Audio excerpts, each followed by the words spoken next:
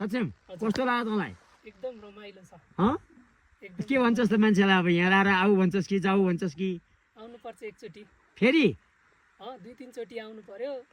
नआउनेले एकचोटि हो रमाइलो लाग्यो तँलाई एकदम धेरै त के गर्छ त यतै 1-2 दिन बसेर रमाइलो गर्ने भाइमा इच्छुक छस् त त्यस्तो त होइन अब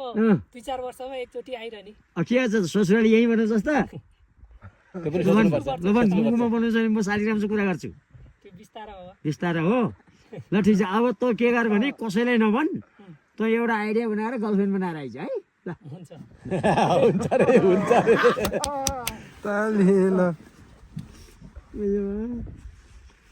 अरू केही छ भन्नु छैन यात्रा कस्तो लाग्यो